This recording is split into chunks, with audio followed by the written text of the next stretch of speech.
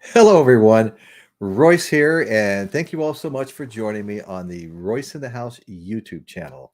We have a fun show planned for tonight. Go ahead, look up the channel. If you like what you see, do me a proper and subscribe to it. We would appreciate it. It doesn't cost a thing. And hit that notification bell so you'll be sure to be reminded whenever a new show is coming up. So, anyway, tonight we're going to be talking about a new tour that's been set up for 2024.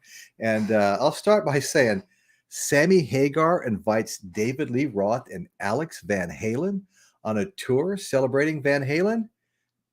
Are you kidding me? So anyway, Sammy Hagar, the Red Rocker, unveiled plans for the Best of the World Summer 2024 tour. Okay, featuring former Chickenfoot bandmates Michael Anthony, longtime bassist for the Van Halen band, whether it was David Lee Roth or Sammy Hagar, and Joe Satriani. I remember I bought that album, Surfing with the Aliens, Joe Satriani. Absolutely amazing guitar player, okay? and this one really caught me off guard. Jason Bonham. Jason Bonham's in the band. So Sammy Hagar, Michael Anthony, bass player, Jason Bonham on drums, and let's see. Well, Sammy Hagar, Michael Anthony, Jason Bonham on drums, and Joe Satriani playing lead guitar. The self-styled Red Rocker, Sammy Hagar, has also extended an invitation to former Van Halen singer and longtime rival David Lee Roth to join the festivities. Um, the tour's name pays homage to the Van Halen 2004 tour, Best of Both Worlds tour, which also featured Hagar and David Lee Roth. Okay. So it's time. It's time. This is Sammy talking now. He was in an interview. I think it was a Howard Stern show. He says, "It's time. Nobody else is going to do it," Hagar said at the Howard Stern show, exactly November 14th. If Dave goes out, he can sing. He can't sing my stuff, but we can do a few of his early Van Halen songs. I have no problem with that. I do it when I did it when I was in Van Halen. This is really a celebration of all of that. But we are the only ones who can do it. Okay, former bandmates makes sense to me.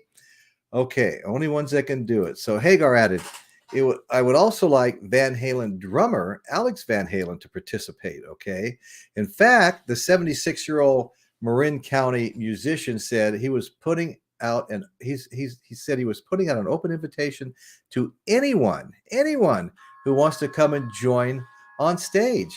We're going to invite every musician in every town, he said. Other guitar players, we'll get them involved, other singers, get them involved. If Alex Van Halen wants to jump in, if David Lee Roth wants to come on and join us, come on. Okay, I quote, I quote Sammy Hagar. Come on, motherfuckers. You're all welcome. This is about Van Halen. Okay, so Hagar was inducted into the Rock and Roll Hall of Fame in 2007 as a vocalist for Van Halen. He replaced Roth in 1985. Okay, he had already established a successful solo career after his time as a vocalist in the 70s heavy metal band Montrose. Montrose. Yeah, I've shown this before. It's my Montrose album with Sammy Hagar on vocals and session musician Ronnie Montrose. So this was a great album. I've listened to it 3 or 4 times now. I really enjoy it. Okay, it's kind of more of like a best of, you know. Okay, so during his 11-year tenure with Van Halen, the band released 4 multi-platinum albums. Despite the success, Hagar has had a tumultuous relationship with his bandmates, including member Eddie Van Halen, who sadly died in 2020. Okay, all right. I did a show on that. I have a show on. I've done a couple of Van Halen shows. Okay, Hagar noted in his Howard Stern interview, I reach out to Alex Van Halen, about once a month now for the last 5 years, and he doesn't even get back to me. So obviously there's some strange relations there.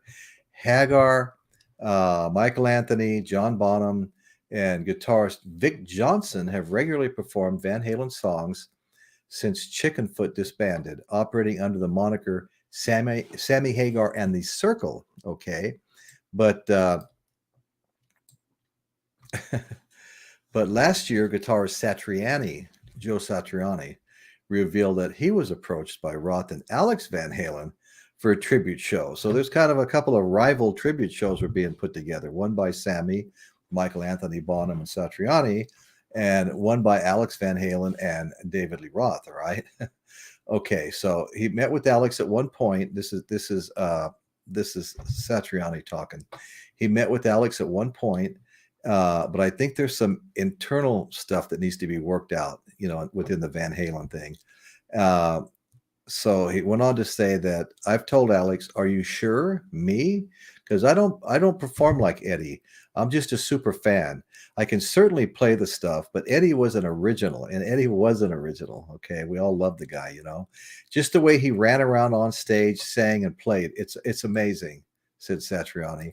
Satriani is now set to join Hagar and crew on the 28-city tour starting July 13th in West Palm Beach, Florida. All right.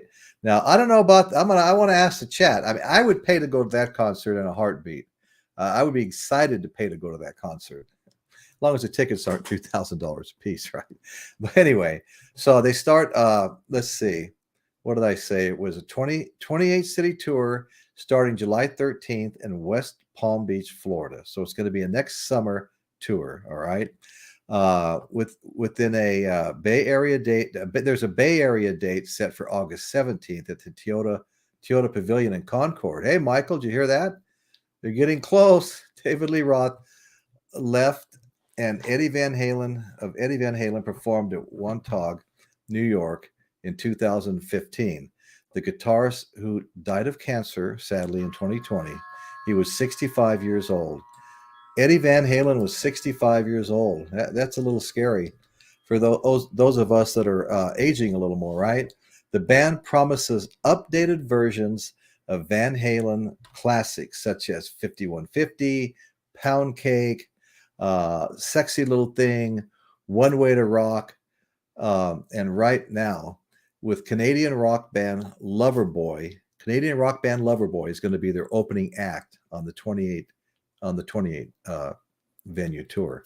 It's crazy to think that it'll be 20 years since Mikey and I played these songs with Van Halen on the 04 Best of Worlds tour, Hagar said in a statement. With Joe on board, we can take a deeper dive into those years. We're going to touch some hits from my entire career, but seeing fans old and new really embrace the new collection set is something else. Mikey and I have said. Anyway, so Hagar added that the idea of the tour came to him and Michael Anthony during his annual birthday bash at his Cabo Wabo cantina that he owns in Cabo San Lucas, Mexico. I've been there. I've been to Cabo San Lucas and Cabo San Lucas. I've been to Cabo San Jose. But anyway, we spent some time down there just partying, fishing, lounging around by the pools and going out in the water. Did some surfing down there. I did some surfing. And that was a lot of fun too. There was some pretty famous spots down there.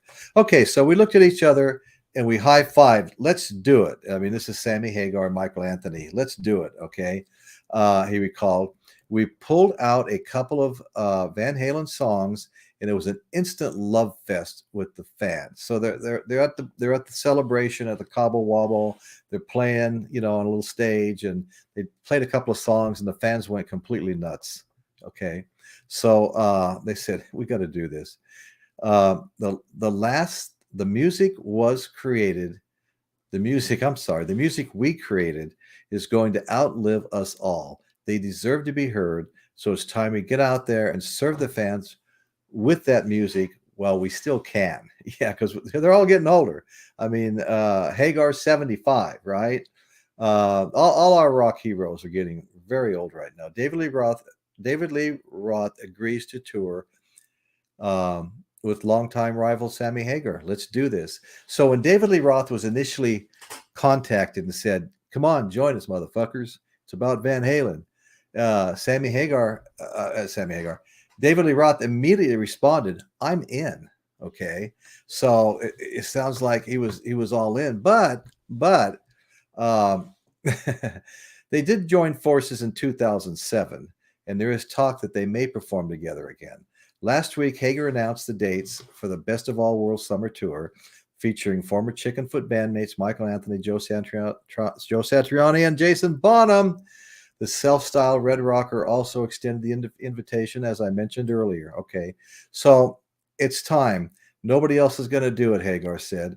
In a brief statement issued to the Van Halen news desk, November 21st, just last week, Roth appeared to accept the challenge, saying, "I'm ready to go. Let's do this." However, and this is what I want to mention, because I'm not sure the whole Roth thing is going to work out, or the Alex Van Halen joining them also. However, the site noted on very good authority that Hagar's camp has yet to reach out to Roth with a formal invitation. Working out the logistics of collaboration could be another matter. In fact, Hagar appeared to be walking back the invite by Wednesday, November 22nd. When asked about Roth's statement on social media, Hagar clarified that he didn't want him on the tour. Okay, so I don't know, guys. Your guess is as good as mine. Is he going to be on it? He's not going to be on it. Sammy went on to say, "No fucking way," he wrote. That's my Aussie impersonation. "No fucking way," he wrote in his comments on an Instagram post. "I know better than to have him on tour again. Been there, done that." Hagar added, "Okay, he can come out, he can sing a song on a show or two, if I can remember the words, if he can remember the words." Okay. The dueling frontman previously toured together, mentioned that already, 2007. All right, so let's get into this conversation now. All right, so what do you guys think? Would everybody in the chat like to go see this show? Hey, Music Sanctuary, good to see you here, brother. I'm going to put a link up, folks. I got James Watson, Zep Pearl, Vance, Chris Elliott. I'm going to put a link up, guys. Michael, I know you want to get on here. Bill K, how you doing, brother? Hi, Royce, from the Friends of Sound Record Store. Right on. James Watson, Angela, good to see you. It's been a little while, I think. Few shows anyway. All right, well, great. I'm going to put a link up right now, and I'd like to get some co-hosts to come up here and join me, and we'll talk about this thing.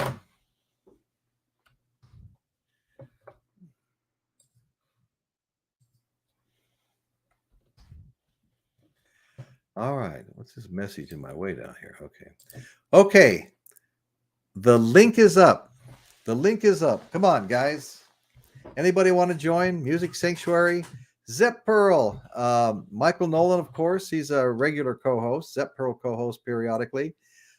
James Watson, Chris Elliott, Music Sanctuary. Any of you guys want to jump on Music Sanctuary? You guys just come into the show. We'll bring you right on. Bill K, you want to come on? Go for it, bro. I'm not sure when you've been on last. It's been a hell of a Dr. Rick. Anybody want to join me? Please join me. I'll put the link up again right now.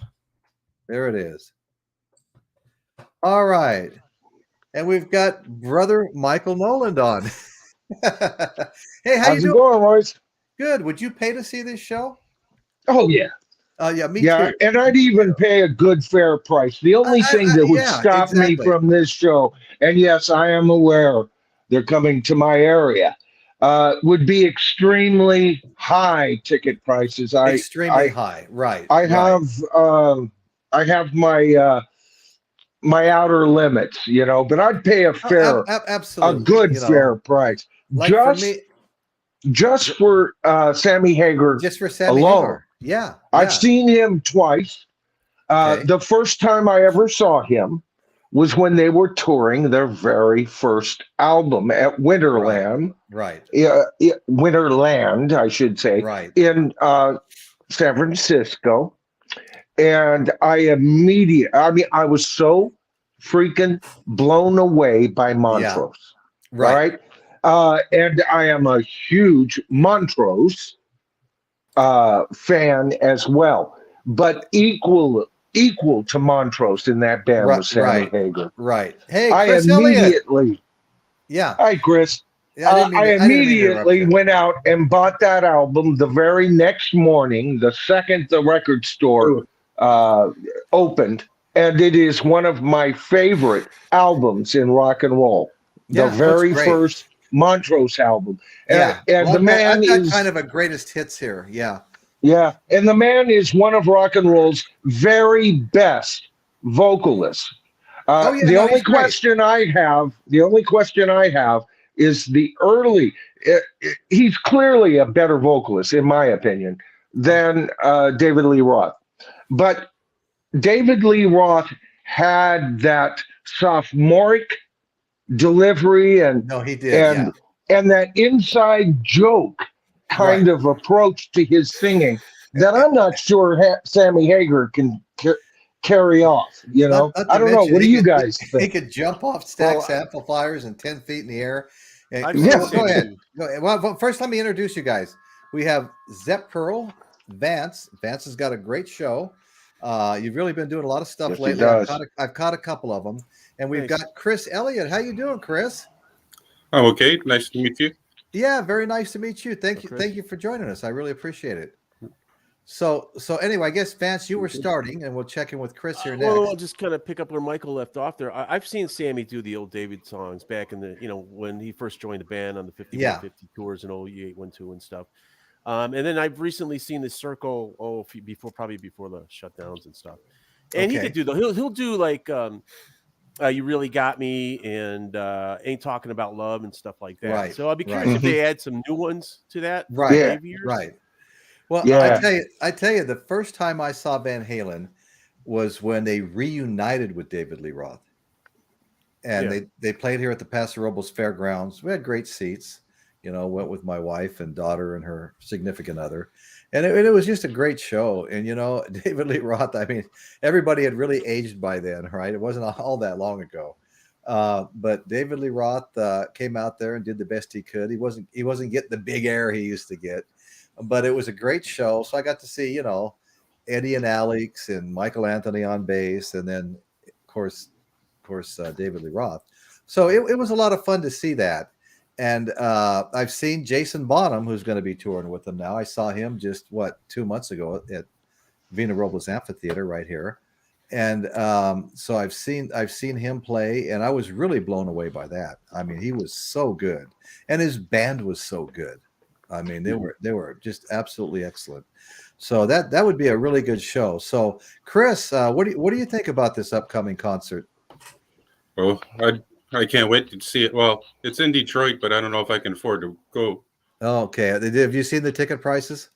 Last time I looked, they were $275, and that was for not quite nosebleeds, but you're getting there. Oh, I see. Yeah, that's a little pricey, if you and it's American money too. So the exchange rate now is about almost 40%. So. Oh, okay. So you're in Canada. I see the flag and stuff behind you. Yeah. But as far as going to see them, like I saw Van Halen on their Balance tour. Okay. That was a great show. Yeah. And I've seen Jason Bonham 4 times. Oh, wow. With the Led Zeppelin experience.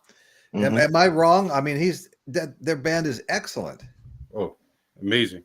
I don't know if it's the same band every time you've seen them. I think I've seen videos of him with different people singing and stuff like that. But I wouldn't know, to be honest with you. Yeah, but the kid's got the chops. He's got the chops. No, he really does. He's worth a gander live. Satriani is worth more than a gander, but the meat in the tostado, folks, for me, is Hagar. He's a living legend in my mind. I've been a major fan of his. He has rarely disappointed me throughout his entire career. And I actually became more of a Van Halen fan when he joined, and then kind of caught up on their earlier albums. I love them both. I love both approaches that Van Halen had with both frontmen. Well, let me ask. Let me let me ask everybody here on the panel right now. Did you like David Lee Roth better than Sammy Hagar? That's the big question. Yeah, I mean that's pretty tough because See, to me, they're most two different people, bands.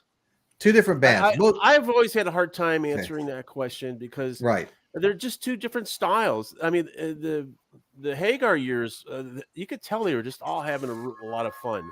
Yeah, it seemed like It's just it seems like a happy band, right? So when a happy band. I like the that. Dave years, it seemed there was always some sort of stress. And Dave, I saw him in '84 with Dave, and Dave would go off on his tangents and forget words, and you could tell that Alex, they're like he just missed his cue. You could tell when they're playing, he just the eyes were glaring and stuff. Yeah. So. But you listen to those early records too. I mean, they're fantastic. I was just listening to the Zero demos I have over here somewhere. I think I put it away of early demos of the album before they got signed, and it's even that stuff is great. So I've always thought of it as two different bands. It's hard for me to pick a side because the Sammy years, right. No, I could between the two, it would be Sammy for me, but that doesn't cut down David Lee Roth. Both are great frontmen. Both are great vocalists in their own right. It's just with Sammy, he has a more bluesy approach to notes, where David Lee Roth, come to the bearing it almost to an imitation of Frank Sinatra, doing it in a baritone. I did it my way, right? Yeah. So and David's that lack of blues approach versus Sammy's approach, I favor Sammy.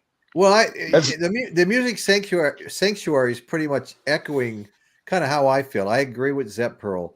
They are two different sounding bands, in my opinion, and that's in a way, it's almost like two bands. David Lee Roth was way more flamboyant, and it was such a fresh start when Sammy joined too. That's it was right. It was a shot in the arm they needed too. That's what I meant by they seem so. I mean, they just seemed like a whole stress level was lifted when Sammy came out. They just went out there. Right. One thing I noticed the difference between the two though is the Sammy era.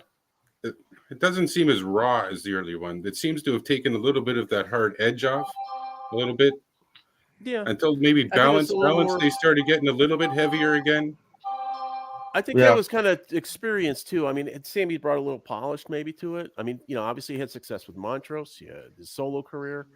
I mean, he didn't have to join that band. He was doing fine on his own, So right, and I think partly what you're talking about too is that sophomoric approach that I was talking about earlier in the way that David Lee Roth approaches his vocals, but the whole band kind of followed him in that sense. There was a more jingle hard edge that they had early on that kind of got smoothed a bit. And, there was a lot better production on the albums as they went along too. So, well, I think a lot of the younger Van Halen fans, of course, Van Halen, it's been a long time now, but I mean the very much younger than myself fans and the early fans, they couldn't imagine anybody but David Lee Roth being the front man, and there was some hate towards Sammy Hagar, they just couldn't handle the change, I mean, Adam right here, Adam NC, Hagar is great. I don't understand some of the hate he gets, because it was hard for them to get past David Lee Roth leaving the band and being replaced.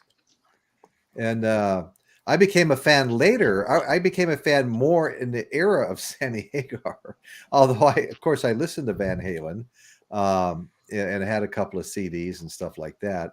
But I became a bigger fan later, And one thing I think Sammy gets blamed for, but it's not his fault, is he didn't come in and push David out. David pretty much wrote that on himself. He wrote himself out of the book. No, that's right. Yeah. So maybe they needed a singer, or you're not going to find any better singer at that particular time than Sammy. Yeah. I mean, we all know the story. It was really by chance. Eddie went to go get his car fixed. The mechanic said, "Sammy just left with his. Why don't you give him a call? He's a good, It was kind of funny story. I never heard the story. Oh no, yeah, cool. He's Eddie was getting this dropped the Maserati off or something like that, and his mechanics. And Sammy was just here, and so Sammy give him a call. You guys here. should jam. And then they did the jam. The first time they played was at the first Farm Aid, and they came out and they just did they did rock and roll and maybe something else, and that kind of was like the audition. And then next thing you know, that is so rock and roll. Isn't that outstanding? I'm dropping my Maserati off, and so just dropped off his Porsche. Hey, you need a lead singer? Just call him. Welcome to sunny California, man. Yeah. That's rock and roll, folks. That's exactly right. I got his check right here with his phone number if you want it. I said in the comments, Sammy Hagar is the Margaritaville of hard rock. I mean, he carries that whole persona, and it's just him. That's him. That's just him. Well, if you he did the whole Mas Tequila song, and I mean when he did that tour, he had the whole he had the little grass bar behind him, and fans were on stage. It was a big party. Well, he's got his own chain. I'll tell you what, and tequila. I haven't done a top 10 of my top 10 favorite vocalists in rock. Everybody knows that of course, Robert Plant. Robert Plant, number would one. Be at the top of that list. But Sammy Hagar would make the top 5, 6 for sure. All right, that's how much respect I've got for that man's chops. Yeah, and like I said, he always anchors himself in the blues, and so that gives him a what would you call that? A validity to me somehow. I don't know. I'm a big blues fan. I mean, as far as any rock fan is a blues fan. I love the great blues writers of the 40s and 50s that had the style that blended into rock and roll. It's the blues-based rock for me all the way. It always has been. And you'll always grab me a little bit faster if you've got just a tinge of the blues. As a matter of fact, I did a video on that. In the video I did on it, I suggested here's one way to save rock and roll. Too many bands are coming up with, we did this whole section on computer, and then we got the English gospel choir in here to do this. And then our drummer sent us his computer file for the lift. Exactly, Vance. You perfectly said. So to me, rock is so anchored in the blues, whether it's the down home Southern blues or the Appalachian approach, which has a lot of its genealogy from Britain, right? And Ireland and all of that. Whether it has either one of those approach, it's rock and roll to me, every time. And Sammy bleeds that for me anyway. I'm asking the chat right now. I'm typing it in. Let's have the chat vote on their favorite Van Halen singer. Oh, that'd be interesting. I think we need to know how everybody feels. Yeah, everybody give your vote. I'd love to hear. Royce, sometimes Rachel does polls. You ought to put them. You got to learn how to do that, and then do a poll, and then we could get a whole lot more audience interaction. I'd love that. Have you haven't done one of those? No. I think you go on the YouTube side, and then there's a control that says you could create a poll. Okay. Right. Oh, I've done polls on my channel, but I've done that in the chat. In the chat. Chat. Yeah. But Rachel gets it where she gets a poll running, and you just get it, and it disappears. That's great. Yeah. Then I guess it keeps. I did it once or twice. Did you? I think it's on the YouTube site, and you hit do a poll, and it'll let you type in what you want and the different answers. And everybody gets one vote. and that's it. Some time they cut. At some point, whatever you tell them, they'll cut the poll off and give you the totals, or yeah. You can stop cut it when off. you want. Okay, yeah, you're in control. You stop it when you Okay. feel you want to do it for however long. Or Royce, you could do it like. Oh, sorry, Vance. I was thinking lightning fast there. I was going to say you could do it after this video. Once this video is out for, I missed Royce, I'll go over and see what he was up to. Right. You could tag in your what is that called? Community feed. And say, what's your choice between blah blah blah, and it'll run it. I've run those kind of polls. And I got over 750 answers to my poll, and we won't talk about it. It's about the Beatles and all of that. But you know what? You'll get a lot more interest in your video that way too. No, that's exactly right. I think that's a fun idea. Every time I see it, I've seen it just this week there a couple of times. Right. I see it. I think about that. Don't forget to add Gary Sharon. Poor guy gets no love. Oh yeah. How long was he with them, Vance? Just the one album, that Van Halen 3, and it just was poor. I think Van Halen fans were like, okay, third time, I don't know. I don't know if we can take this. Because there's some good songs on there, but it just didn't fly. Maybe it was the timing, the mid '90s taste was changing, and But he just gets forgotten about. It's kind of hard. I would think when Sammy, I would think Sammy would invite him up. Come on, Gary. Screw Dave. Come on up, do a song or two. Okay. Well, if it's in the true spirit of the project, they could even they should bring Extreme on instead of Loverboy, and I think that would be kind of a that would be interesting. Anybody but Lover. I put it in the comments early on. I said I'll be there. I'd even endure Loverboy. Yeah, to see him. I wonder where they got that idea of all the people they could have picked. I don't know. I don't either. I kind of liked what is it? Working for the Weekend or whatever that song was for about a minute and a half, and then there was a couple, but that was the whole and the headbands. And the headbands, it was just no. Just wasn't very much of a rock name for Loverboy. Yeah, it was like Rock Candy or something. Yeah, right. Only with Sammy Hagar, it was hard, sweet, and sticky. Yeah. Right. Okay, so Angela, everyone freaks out to find out she's not a big Van Halen fan, but she does love Sammy as a solo artist. So I guess my vote goes to Sammy. I think that's right. Sammy paid his dues. I mean, you can't deny that. His body of work is he's always been successful. More outside Van Halen in all of everything he's done. Okay, so we got two Hagars, one Roth. Right, and you know what? That's a fair statement there, Twanger's turntable, because personally, if he had never joined Van Halen, he'd still be in my top 5 as one of rock's greatest vocalists. I didn't need Sammy Hagar to join Van Halen, to like Sammy Hagar. Right. Matter of fact, it is my least favorite Sammy Hagar material, and it's great. It's great. Don't get me wrong, but I love just Sammy. Right. I love Twanger's comment here.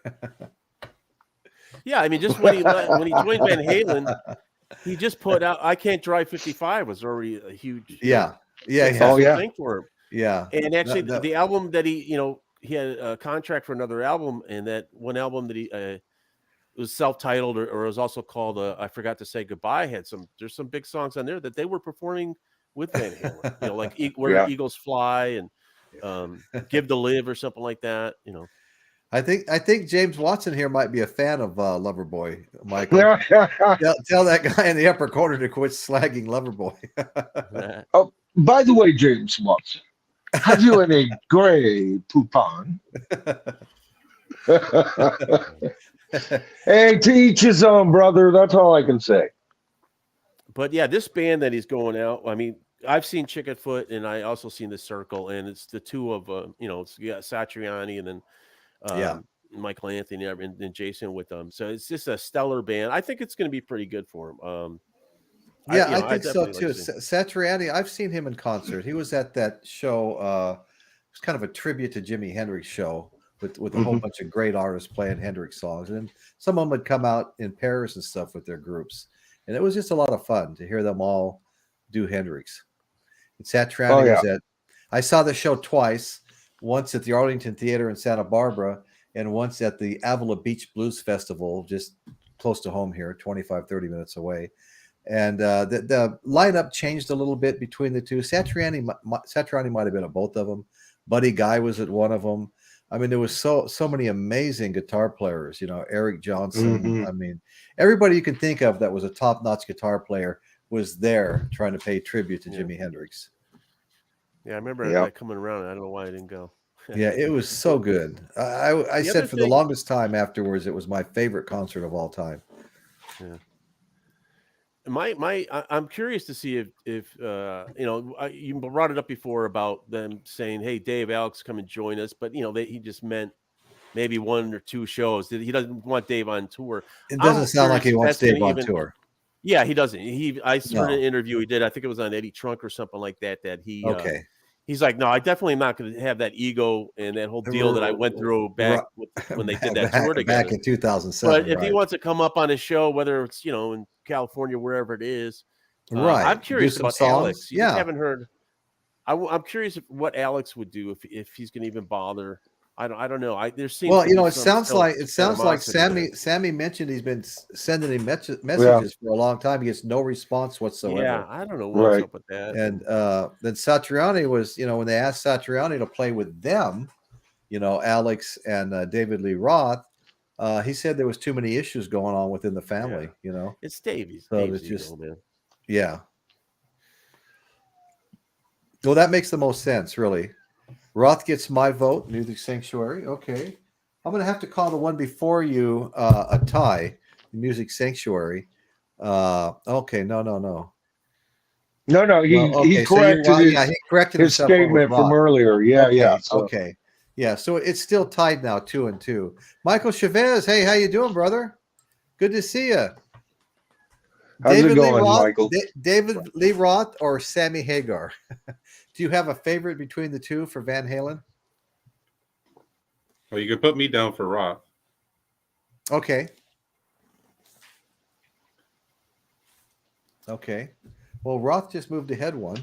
I haven't put the rest of us down there yet, but Twinger's turntable. I'd like to see Jason. Yeah, flip the coin. It could be Sammy, but I listen to probably more Roth era stuff than Sammy, so I'll have to go with David. Yeah. Okay. Yeah, go just to see Jason for sure. I really enjoyed that concert. And no, they might do a play rock and roll at the end or something. They've done that. They've done one or two Led Zeppelin songs when they were the Circle. Okay. They did some songs with Jason. Yeah. And Sammy sang. That would be fun to see. Yeah. Yeah. So. Yeah. Anyway, I got to take off because I got to go to Patrick's show. So Vince, I have contracted to go to Patrick's show. So I'm so glad you came on tonight, Vince, because you've got a lot more knowledge than me on I think we Van Halen and everything. Michael. Yeah. Thanks so much for your input, brother. Yeah, thanks for showing up. We appreciate it. Yeah, thanks. All right, guys. Okay. Take care, man. Night. Okay, so Michael, have you seen the Anna Indiana AI singer-songwriter video on YouTube? Yeah, no. I'm not familiar with that either. So, I'm not at all familiar with that. Give us some more info. Yeah, there, so Michael. Can that be? Can you do a search on YouTube and find that? Anna Indiana AI singer. I'm going to write that down because I'd like to. I'll check it out. I always rewatch these videos because sometimes I share a portion on my channel through the Grace of Voice, and so I'll see this and I'll check it out. I'll find out what you're talking about. Yeah, I want to see that too. Absolutely. Yeah. Thanks for sharing that, Michael. Mike's got the spins, not the spinal, the spins. It's David Lee Roth for me. Okay. Well, Roth got another one. So how you doing, Mike? Thanks for joining us, brother. Appreciate it. You're welcome to hit the link here that I'm putting up right now, and jump on and chat with us here if you'd like to. I got a link up. If anybody else would like to come on and join us, please do. You're all welcome. I can fit, I think, 10 people. That'd be the whole chat. So anyway, Hollywood Squares. So yeah, Mike's got the spins. Come on, jump aboard here for a bit. Okay, so Michael Chavez has got Van Halen. I'll take Van Royce Hagar. to block. Van Hagar. Okay, Van Hagar. Yeah, that was a popular term for him when he first joined the band. Yeah. Or for the band, Van Hagar. Yeah. I had employees that worked for me that would refer to him as Van Hagar. Oh yeah. Yeah, we jokingly. Yeah, go ahead. In my last band I was in, we jokingly referred to him like that all the time. So yeah, but I mean, most people, even when they said that, would say they respected them both, in their own right. Right. Guy that used to work for me, John, says, I'm a fan of both, but for me, David Lee Roth was, the voice of Van Halen. But anyway, life goes on, Only so much you can do. So, no, I can understand somebody believing that because, look, that's the band. That was the band, the band that came out. And it would have been great if that band could have continued. Like I said, it wouldn't have been any skin off my nose if Hagar never was in the band at all. I was a fan of Hagar all on his own or through Montrose. But it's almost like once Roth is not there, I can feel for fans who say that's not Van Halen. It's almost like if John had quit the Beatles, that's not the Beatles, right? No, you had to have all four. So that's exactly I can understand that. Yeah. It was understandable. Look at the Music Sanctuary. He remembers Roth back to his high school days, so he's got to choose Roth, and I totally respect that. Yep. I think one reason is also the volume of music that they put out. There was 7 albums in the first 6 years with David Lee Roth. Yeah. Maybe 4 over 10 years with Sammy. Yeah.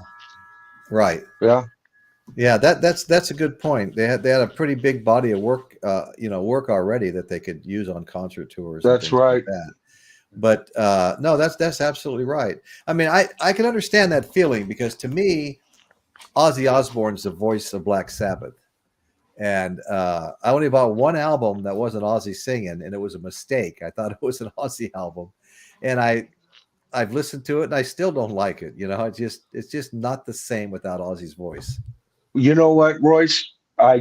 Before I got on, yes, I edited my latest video, and it's on all of the nonsense that's going on with Black Sabbath. I cover it from the release of Ozzy's Patient Number 9 album. All through this year, leading up to now, including the latest statements of Ozzy complaining that Geezer didn't visit me or get a hold of me while I was ill. And then Geezer responding, oh, that's wrong. I actually got a hold of it. And he can even prove it, right? And then all of a sudden, out of the blue, we get who? Sharon Osbourne the very next day saying, I don't understand why Ozzy isn't in the Rock and Roll Hall of Fame as a solo artist. All right? Now, you know what? The title of it is Sharon Osbourne, Black Sabbath, Yoko Ono. Look for it. All right. I will. Well, you know what? There's only one Black Sabbath, just like there's only one freaking Beatles.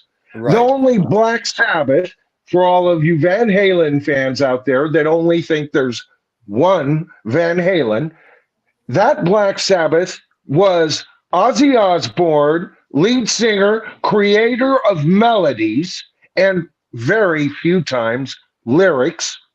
Bill Ward, who was the skeleton of the band, practically a co-writer of all their material. Magic Fingers, Tony Iommi, all right? The riff master himself, and Geezer Butler, bassist extraordinaire, and their goddamn lyricist. Main lyricist, yes. Geezer Butler was That's the Black Sabbath of the songs, correct. That's Black Sabbath. Yeah, I'm reading a book. I recognize right now. no other incarnation. That's not cutting down Monty Dio or some of those side projects. And if you like them, that's fine. There's some good stuff on them. It's not Black Sabbath. Right. It's not Black Sabbath to me. All right. Right. Not ever. Yeah, I look forward to seeing that. Like, my last week's show was on Black Sabbath. It was Ozzy Osbourne's Comeback from Hell. And he's already working on a new album for 2024. Wants to get it out early, and he wants to tour it. We'll see what happens. He says I missed your show last week.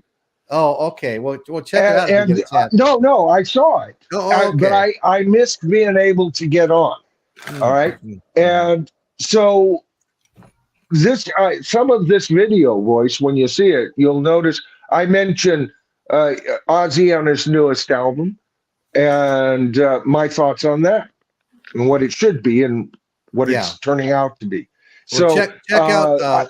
I got a lot of the ideas for this video from your show, but also with the latest clippings from the news and all of that, and past Black Sabbath videos that I've done. It was a nice way to tie the channel put it all together going forward. Yeah. Because in a couple of days, my channel goes into its third season.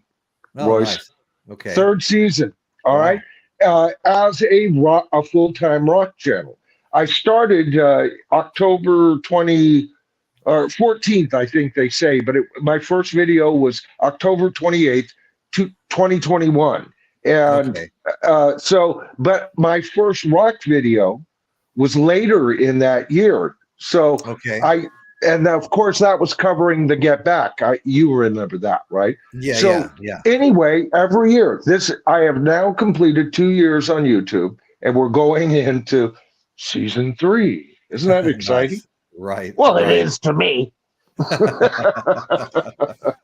It's been a fun. It is exciting. You've done fantastic too. Yeah, it's been fun. Look at Vinyl Gorilla Records comment here. David Lee Roth.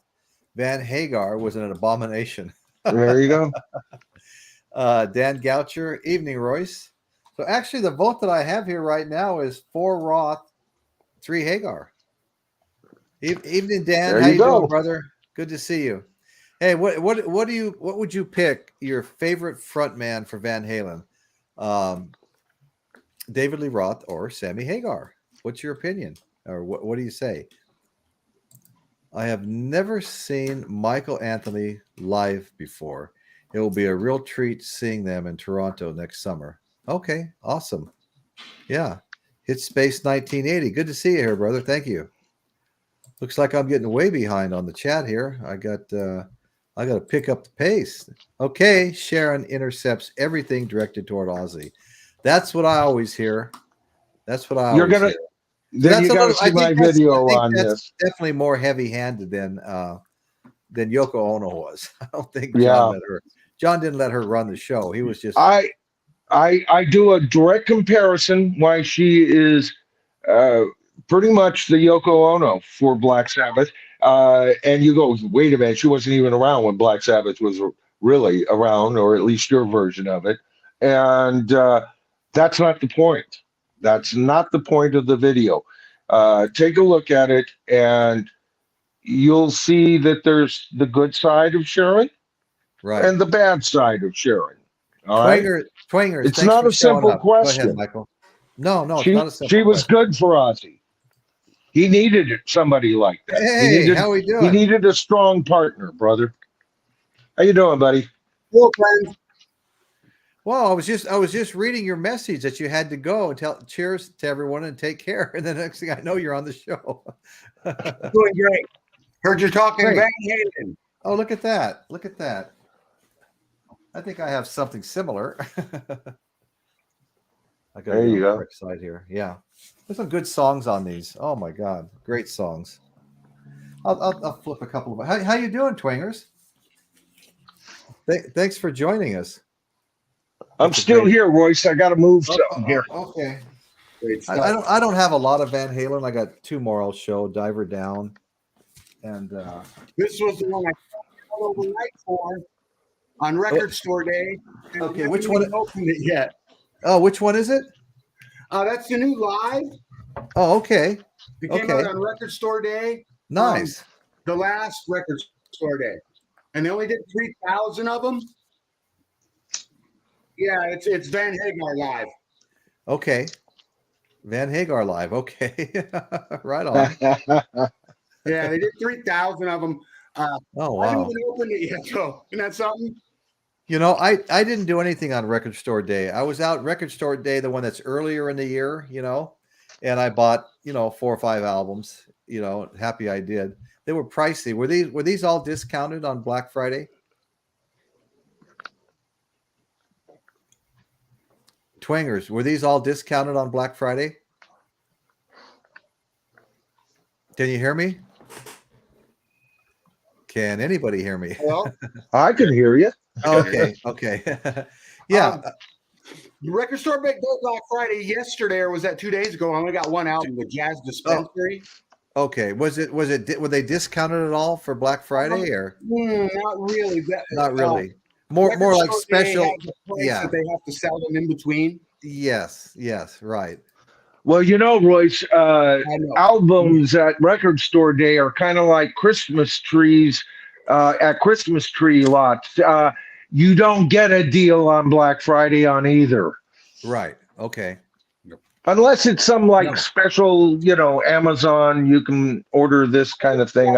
I guess that Yeah. stuff's out there. No, that's right, Michael. My Christmas experience trees with on a Record Christmas Store tree Day. lot. I actually worked on a Christmas tree lot back in '89. Okay. I didn't catch all of that.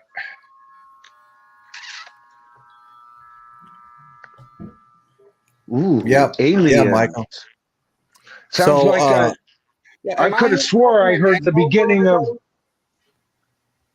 I was just wondering if I'm causing an echo for everybody. There is a little bit of an echo, correct. Do you have YouTube running also anywhere up in your because if you leave that up there once you switch in, you have to get rid of. I do, but I had the mute on, but hopefully it's better now. Okay. Well, maybe it is. I just heard that one comment. But if YouTube is well, never mind. I'm in StreamYard, so that This is my first time coming up on a show, so thank you for having me up. Oh no, yeah, sure, anytime. Welcome. Yeah. No, happy to have you up here. Like I said, I think I can hold 9 or 10 people. Let's see. We've got Daddy Boggs here. Good evening, panel chatters. Roth, because he's just a gigolo. What funny lyrics that was. Just a gigolo, and everywhere I go. How you doing, Daddy Bog? Always good to see you, brother. Always good to see Daddy Bog. Absolutely. Come on up here. He makes so few appearances. I know. He used to make a lot more. I mean, we were on an old show together where we competed with vinyl. And boy, he had a long run where he won show after show after show. Daddy Bob was a tough competitor, man. He had some He's good the stuff man. too. Good stuff and had a good story to go with it. Not a Kiss fan, but they stopped being Kiss after Ace and Peter left. I'm actually not a Kiss fan either.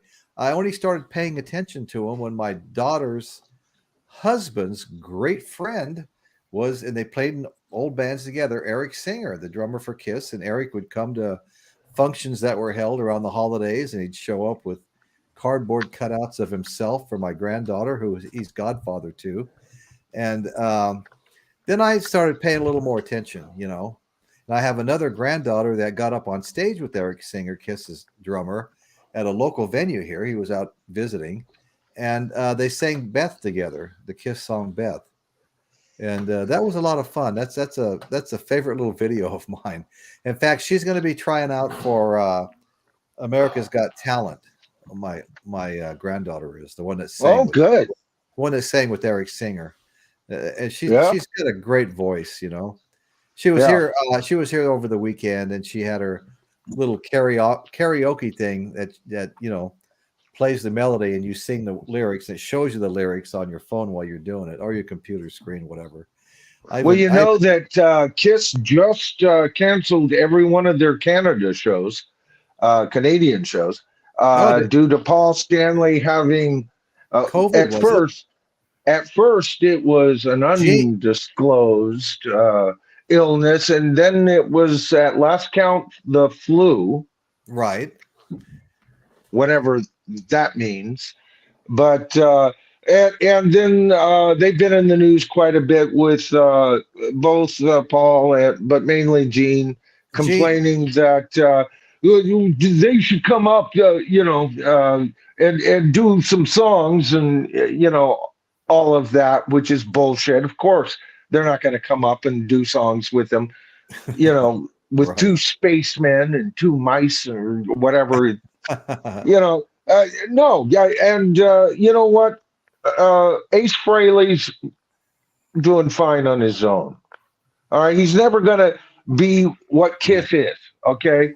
But he's doing fine on his own. He's making a good living. And fuck those guys. About a year and a half ago, when I saw Alex Cooper up here at the Vina Robles Amphitheater, Ace Frehley opened for him. Yeah. And that was fun too. I have more respect for Ace Frehley than any of the other Kiss members. I really do. And you know what?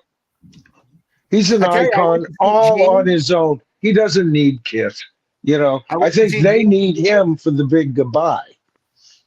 Yeah, I went to see Gene Simmons and his solo band. They came up and played at a local casino, the Northwoods Mohican up here, about 2 years ago. And he uses the same backup band that Ace uses. Okay, Gene brought them up here, and I was shocked when there was probably 1,000 people there because it was a small little room. But when they got to the end of the show to do rock and roll all night and party every day, Gene invited everyone on stage. Everyone who wanted to come on stage, come on up. And my wife went up there, and I mean the whole stage. I bet there was 100 people up there singing with Gene Simmons. I was like, wow. Was that at some kind of a grand opening of a restaurant or bar or something? No, it was at the Northwoods Mohican Casino. Casino. No. Yeah, casino. Right. Yeah, Gene's solo band. He uses the same backing band as Ace, I guess. Ace. Now, what state was this in? Wisconsin. Oh, Wisconsin. Okay, yeah. I was thinking of something entirely different. Yeah. No, that's interesting. Alice Cooper though recently too, and Alice is killer live. Still. Oh, he's great. Yeah, I almost want to see him again this year. He came back to the same place. It's not far away. His new record, Road, is amazing. It's all recorded on the road with that band. No overdubs in the studio. They went in there. Nita Strauss, all of them. Henriksen, that whole row, and now Ryan Roxy's with him. Yeah, and he's with the Hollywood Vampires, and too. I saw those guys. No, Ryan is. Every time I see Ryan, he looks even more fluid than he did the time before, which I didn't think was even possible. He's a fantastic guitar player and a nice guy. Nice guy. Yeah, I've known him. I probably met him 15 years ago. My daughter opened a clothing store, and she knew him. She was a pharmaceutical sales rep. She was working in the LA area, and she knew him. They became friends, and she had Ryan Roxy's band come up and play at her grand opening. I got to show you something. I'll be right back. Let me take it out here. And then since Royce, yes, you're speaking about Record Store Day, brother. Yes. See what I done at Record Store Day? Oh, look at that! Nice. Is that the red vinyl? Was that the red vinyl? And I even got this. Wow, man. All right, folks, hold on a second. You lucky dog. I just want to let everybody know, both of these were sent to me by Royce. Royce, you are a sweetheart. I just got it today. Hey, thanks, brother. And I've been waiting all night to say thank you. You are so awesome. Wow, what a early Christmas gift VCLT, this is. I guess they call it. Yeah. No, You're awesome. man. You're the man. I appreciate all your help and support, and most of all, friendship. That goes without saying. You know that. No, I've heard nothing but good things about that Rolling Stones record. I love it, except for the one with Lady Gaga. Yeah, I love it. I know there's a lot of talk. Yeah, there's a lot of talk in the vinyl community that it's okay. And you get a lot of that, and I think it's way better than just okay. I think it's a great album. Now, is it a Sticky Fingers? No, not at all. Exile on Main Street? No, but it is one of their upper echelon albums, if not in that lower range of those upper echelon albums. I'll give you an example. Everybody's cutting down that, well, they either like it or they don't, but there's a lot of people cutting down their first single, Angry. Re-listen to it, listen to the melody. No, I like that song. I'm a songwriter, as you know, Royce. Right. And I know what it takes to make a melody and to create a melody that goes in the right direction.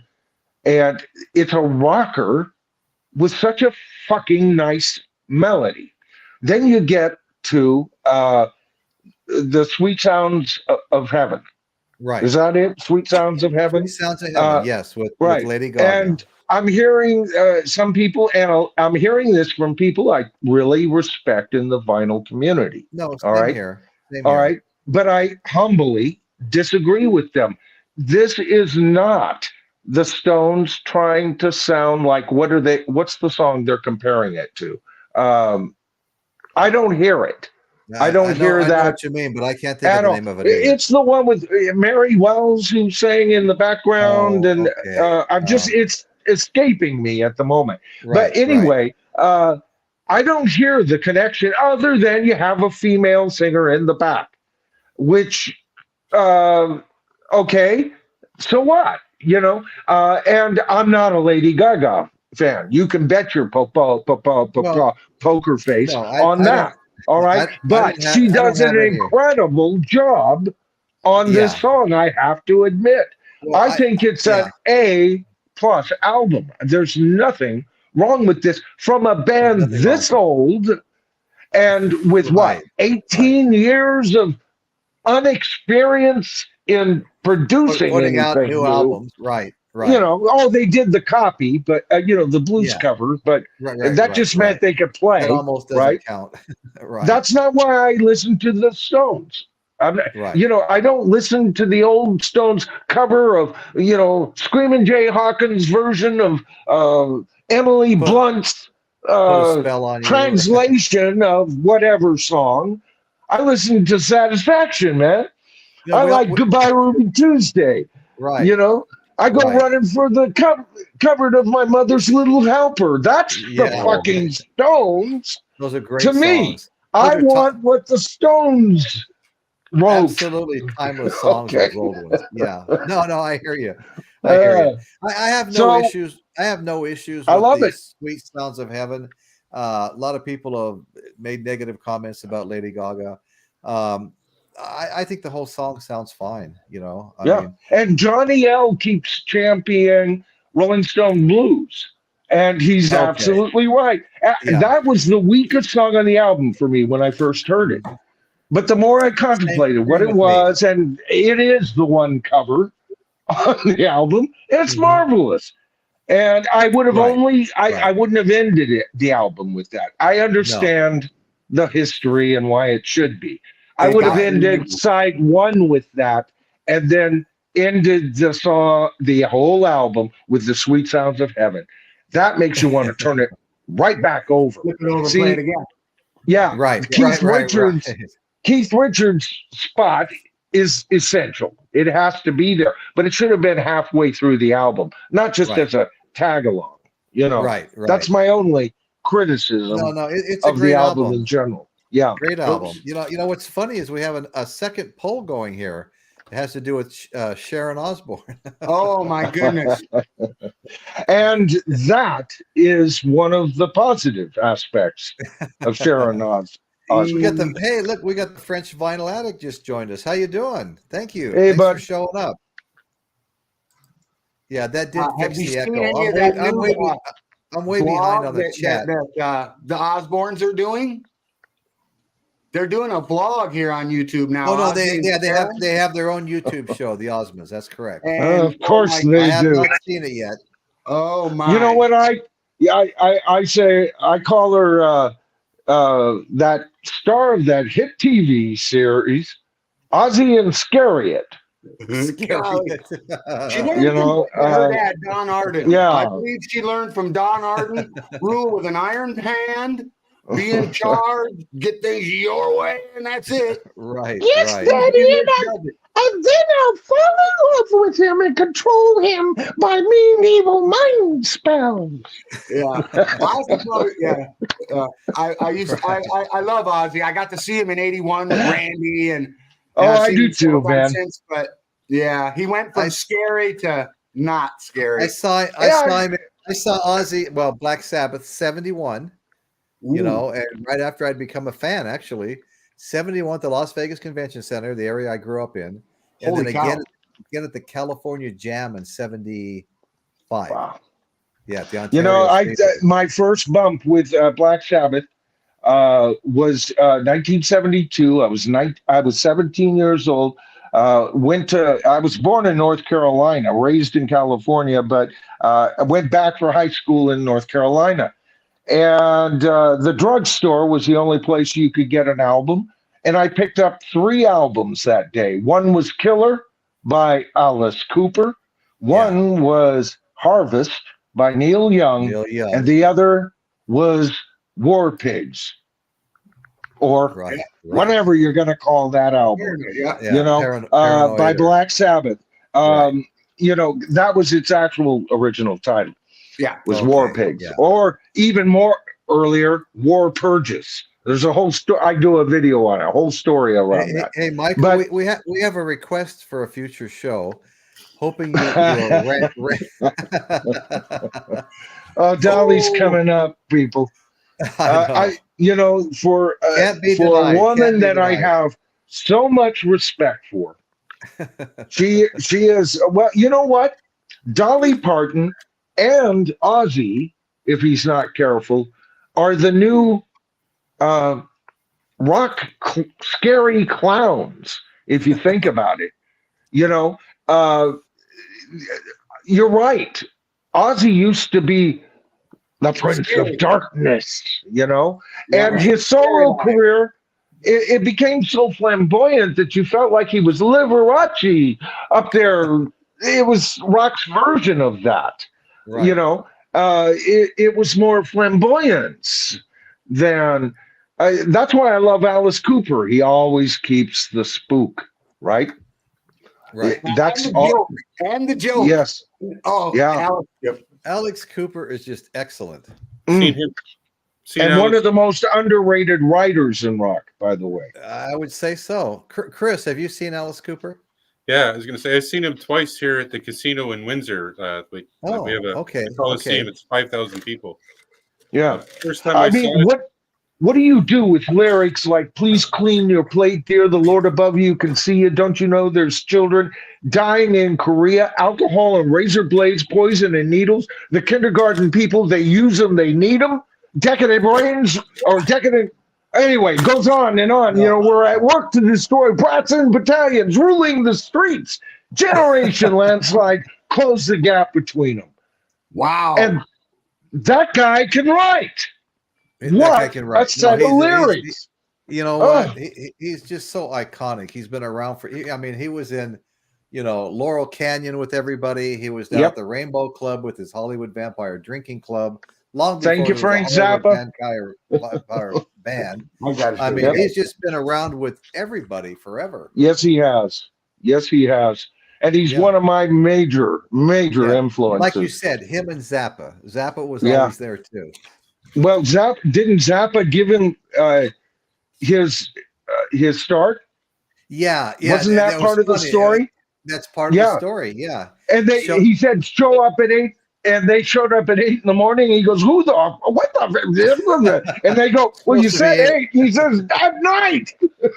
Right. Last time we saw Cooper, I caught 3 of these off his sword during $1 Billion Babies. We were in the second row. Babies. And he actually spit in my wife's eye while he was singing.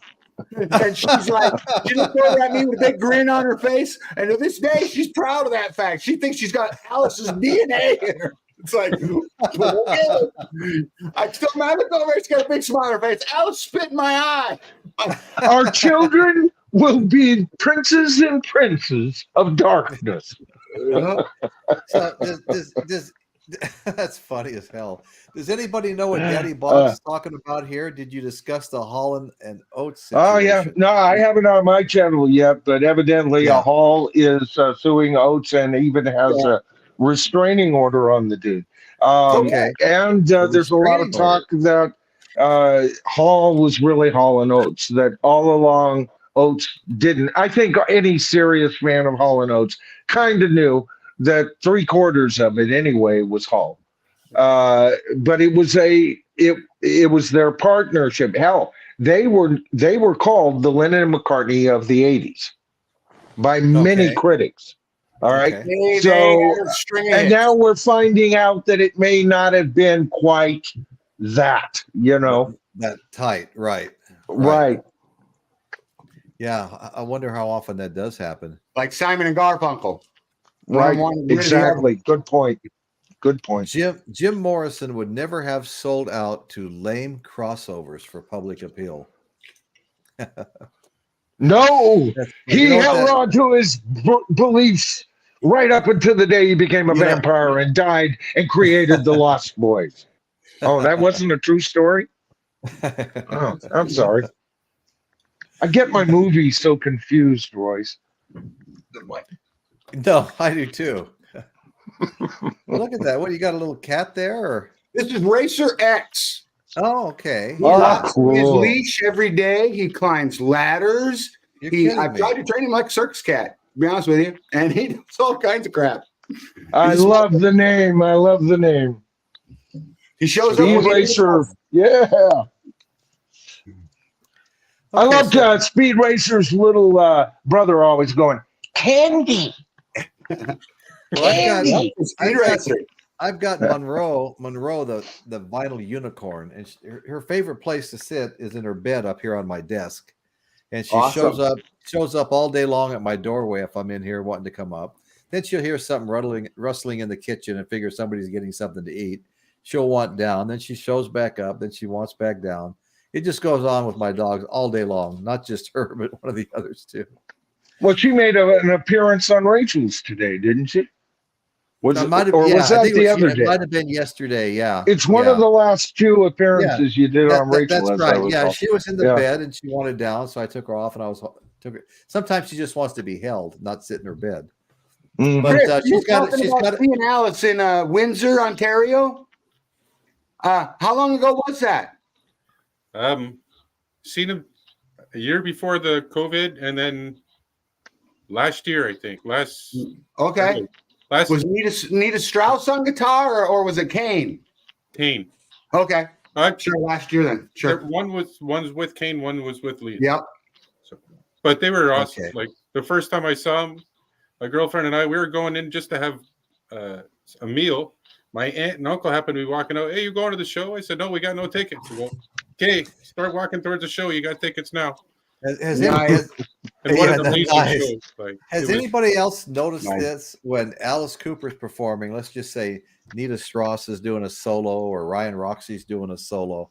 Alex will get over there and kind of stand over them and just kind of urge them on to outperform themselves, Did you guys notice that? I mean, he's actually pushing them, like, come on, you can do better, you can do faster, you can do, On this live album, he encourages them. He goes, Ryan, and then he goes, Nita.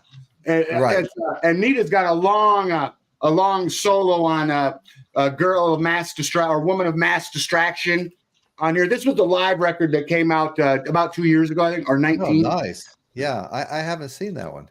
And his latest album is almost live. They recorded it live in the studio. Well, road, on the road. Yeah, I like it. I don't have it. I need to get that. Yeah. I so far I like it. I haven't lived with it long enough to give it a review yet, but so far I really like it. Yeah, I haven't bought an Alice Cooper album in a while. I've got about 8 of them. And Road would be the way to start. His new one, I like it better than like Paranormal, which was one of his last ones, or Detroit Stories. This one, Road, it really has feelings of Welcome to My Nightmare, and then all of a sudden Brutal Planet, and it's really all over. But it's it takes you on a road. It's a concept album about being on the road with the band. Right. So every song is about being, and then they end with Magic Bus by The Who. Right. Okay. And I love the fact that Alice insisted on recording it live, because when they tour these pieces, that's exactly what you're going to get. Now, they still may jam or whatever, just like they would have in the studio. But now they know, and man, it when you think of it, there's very few albums that are recorded like that anymore. Yeah. It's a complete studio. They have a nice balance. Everybody has their assigned channels and everything, but it's all live and mixed into a stereo presentation. I love that kind of recording. Oh, that's awesome. Yeah, I heard the first. I think Road right here. I think he had 3 singles there you go. The album came out that he released. And then there's the band. Oh, yeah. And he's looking at the bus. He's got them all on the bus there. I totally need that. Yeah. Yeah, it's a really good record. Yeah, I need that. I think he's lost a lot of his to musicians he hasn't. To his fans he hasn't. But to his casual fans, he's lost a lot of emphasis. Lost a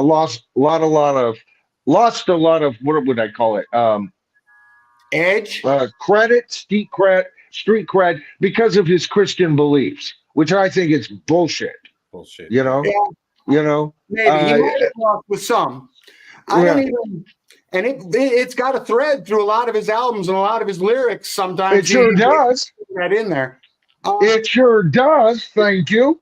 Absolutely. His viewpoints have always been, it's like when you talk about Black Sabbath. Everybody goes, yeah, that's a certain band, Black Sabbath, the devil. Well, first of all, the version of Black Sabbath that I refer to, for the vast majority of their songs, Satan is the fucking bad guy. Yeah. All right. Right. No, that's right. Yeah. All right. So don't forget that, and then the bands that flew out of them, some of them went to fairyland, like Uriah Heep, and then some of them went, even darker and all of that. Right. So I used to go to Ozfest. They've spawned thousands of bands. Black Sabbath has spawned thousands of dark and heavy metal. And I mean, when I used to go to Ozfest from 98 to like 2002, and I was shocked by, Slipknot didn't even have a record deal. The first time I saw them, they're on a side stage, and now they're playing festivals. It's like, wow. Yeah. Wow. That's amazing. It's just like on Sabbath's Bloody Sabbath. People would give them a hard time on the cover. 666. See? Right. But they paid no attention to the art on the cover. There's a man in a bed being tortured by nightmares. He's a victim. It's just like the very first album. What is this I see before me? Right? On the back of that album, though, it's like the fever is broken. Right. On the back of Sabbath Bloody Sabbath, the angels are there and the fever's broken. It's like right. Exactly. And so to me, when you think about Black Sabbath on those terms, they're like those old ABC Sunday Night at the Movies starring William Shatner and Hope Lang. That's what a young mother moves to scare people. Yeah, a young mother moves to a lone windmill on an old farm in Holland. The local sheriff, played by William Shatner, you know what I'm saying? And then it was this horror movie of the week. That's about where Black Sabbath was, but on steroids. You know, they were many horror shows, and the bad guys were always the demons, Satan. You know, and that in Rock Managers. Yeah. Well, you know, get that in there, brother. Michael Chavez made an interesting comment about that road album being similar to Jackson Brown's album that was recorded on the road. Oh, right. Well, and that's what I was trying to get to. We got off on Black Sabbath. Alice Cooper has always done the same thing.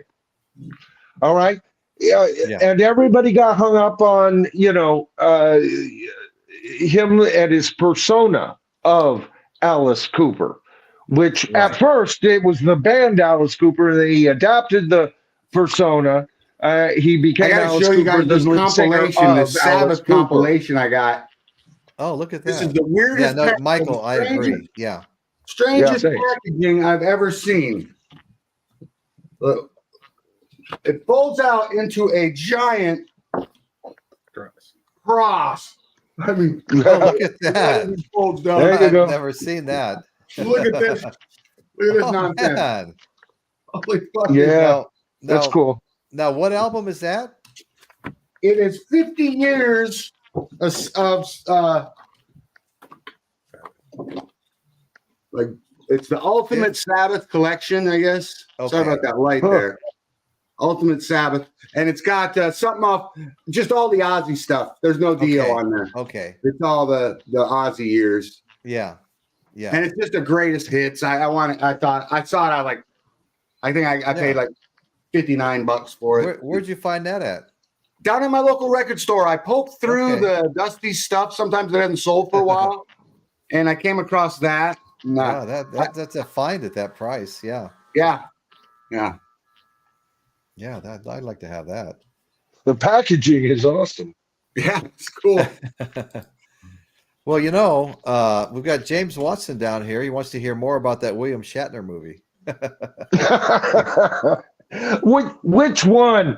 They had, several actors back in those days. They'd just grab it. If they couldn't get Hope Lang, then they'd get another one that looked pretty much like her. Or was from they'd get Doris, whatever her name was, right? Doris Day. Doris Day, or they get the chick from Nanny and the Professor, right?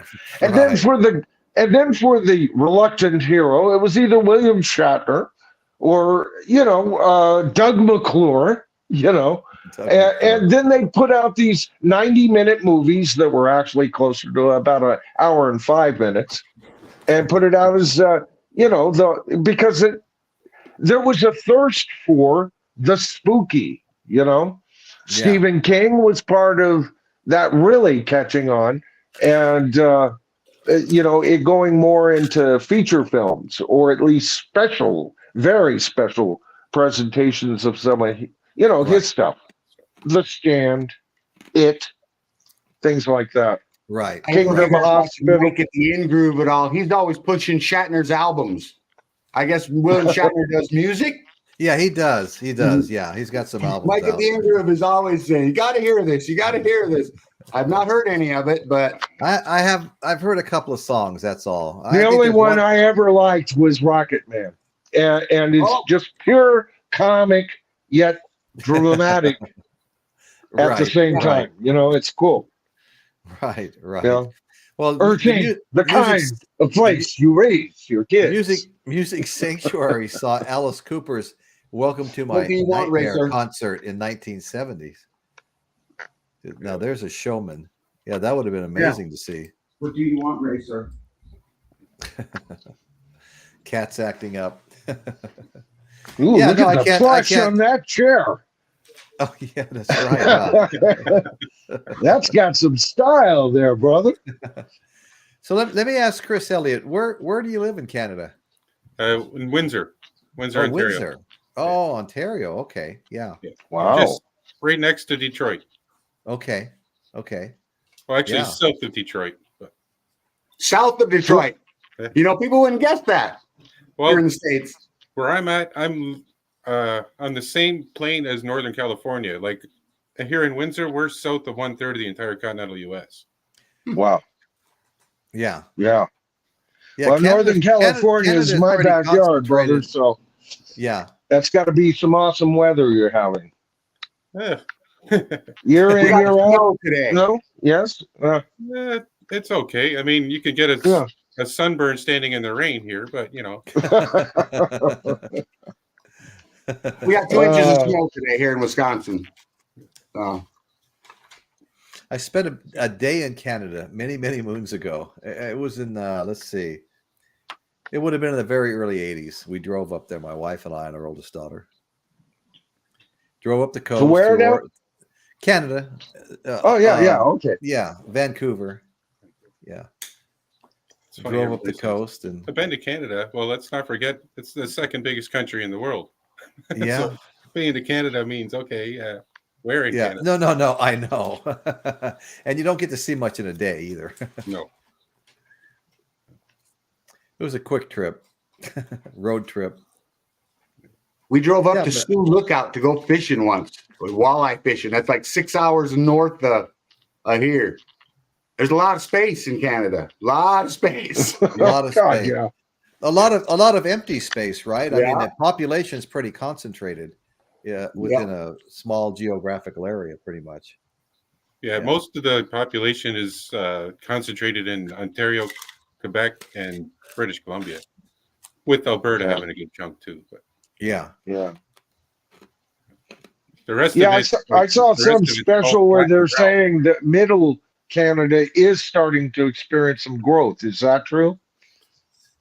As far as population and a little bit, but that's mostly because of some of the oil sands in Saskatchewan. Some of the different, although some of it's all kind of, who knows how it's going to go, because the indigenous peoples are making claims and they're finally saying, "Hey, enough bullshit! You promised this forever. Now we're going to step up and you're going to listen to us." Mm-hmm. You know, I may have misspoke a minute ago. The big city right above Vancouver, Washington. That's in Canada. What's that city? Vancouver, isn't it? Okay, all right. That's the one I was at. Yeah, the city I went. There's. Yeah, I think what's the name of that city? San Francisco? No, I wasn't that far off. Of course, Vancouver's an island, so unless you went on the island, you probably weren't on Vancouver. Right. Okay. We went to the city of Victoria on the way up there. That was kind of cool. Yeah. Well, what was funny is we were driving this little sports car, and somebody smashed us from behind, and somebody at a gas station backed into us. We got back, that thing looked like an accordion. Both ends were smashed in. Good Lord. It was terrible.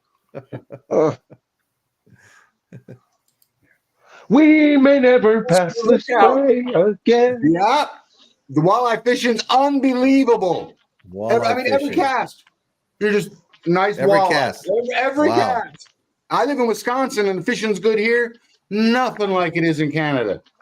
Canada, the fishing is like, it's like being in heaven. Oh yeah. Yeah. I've been fishing in Alaska twice, and that was amazing too. The halibut there was, we were on a fishing boat, and 35 pounds and under, the captain referred to them as chickens. Just throw it back. Don't waste your time with a 35-pound halibut. So anyway, and then when Royce asked him, why would I ever throw him back? The guy just said, just do it for the halibut. There you go. Well, you know, the limit was 2, and there was so many bigger fish in there. It's like you didn't take the first 2 35-pounders you caught, you know. So I caught, I mean, the limit was 2, but I must have caught about 12 fish, because I'd catch my 2, you know, 45, 55 pounds, and I'd start putting my gear away, and some of the guys hadn't caught a fish yet, and they go, "What are you doing?" I go, "Well, I've caught my 2," and they go, No, you're doing good. Keep fishing. Fill all the tags. And so that's kind of what I was doing. Then I got all done, and the captain goes, "You can catch 2 for the captain, 2 per person." So I got 2 more. There was an art to that halibut fishing, man. You had to bounce that ball, you know, with each rock of the boat. You had to adjust your line, either pull some line in or let some line out every time the boat rocked. And you kept that I don't know, Royce. This tale's starting to sound pretty fishy to me. Yeah. Not Cats in Space. What's that again? Cats in Space. I learned about him from Pete Pardo, watching his channel. They're out of the UK, and they're bringing 70s type ELO, Kansas, Boston. That's what they're bringing it back. This is their new album, Kickstart the Sun. And the lead singer sounds like Bradley Delt for Boston. Just amazing. It's a Cats in Space, Kickstart the Sun. If you like classic progressive rock, these guys are making that kind of music today.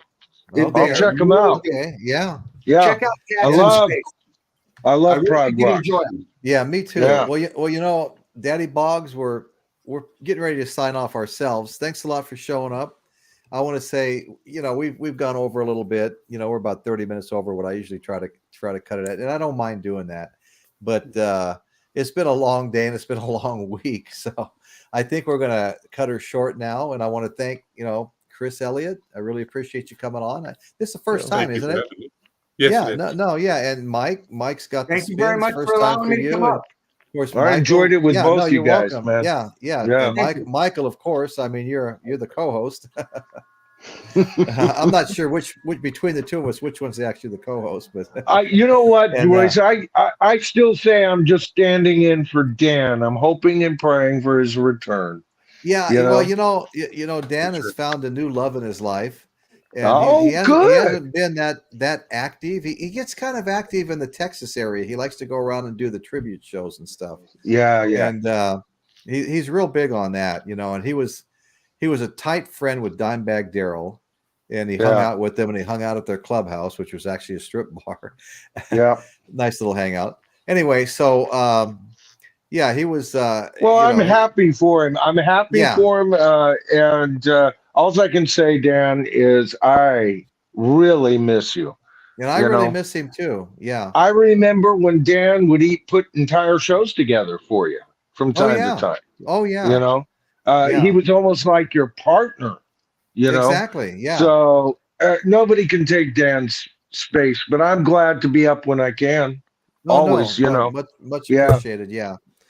Yeah. Dan had a very interesting background, you know. You know, Dan was the one that my ex co-host. He shot the footage of the space shuttle blowing up. Oh, the one that was on TV every night, and you still see sometimes. Dan shot that footage, and break it into 2 pieces almost. Yeah. That was his film that did that. So he got all kinds of interesting things. He really gets into the eclipses and different things, and plus he's a music lover. That's something that him and I have share. I have a generalized but specific interest in astronomy, you know. And Dan shares that with me too. I track the night sky. I'm sharper on my winter constellations than I am in my summer constellations, and where I live now doesn't really provide a good night sky. So, but in the past and in the near future, I'm going to just take a trip and get a view of some of the night sky. But, you know, there are tales out there when you behold the sky. Oh, yeah. You know? We do that. Betty and I both do that a lot more than we have since we were kids, you know, now. Yeah. There's a bull up there right now facing Orion. Yeah, the hunter, you know. I mean, there's entire stories. Well, I think recently our Earth was just pounded by some kind of cosmic spray or something. I just read about it. Oh, I hadn't heard. Yeah, something kind of weird. They don't even know where it came from. Huh. Anyway, guys, I want to thank everybody for showing up. I want to thank everybody in the chat for coming out and hanging out with us. And yes. Daddy Boggs Michael says Michael is out of this world. Oh yeah, well, so are you, Daddy. Hey, Daddy, you got to come on next time, Rick. Dr. I Rick. know, I miss him. I'd love to be on a panel with him anytime. Always great to have Dr. Rick here. Really appreciate him showing up. Yeah. Dr. Rick is part of the group that discusses over on my channel. Oh, I know. Eric's been over. Yeah. I see him there. Yeah. Okay, guys. So we're going to sign off. And thanks once again for everybody who showed up tonight. Nice meeting both of you. Thanks for putting up with me. Nice meeting you, Chris. Chris and Mike's got the spins. Thanks so much, guys. And that's what's going on in Royce's world tonight. Thank you all so much, and we'll see you next week. Night. Good night.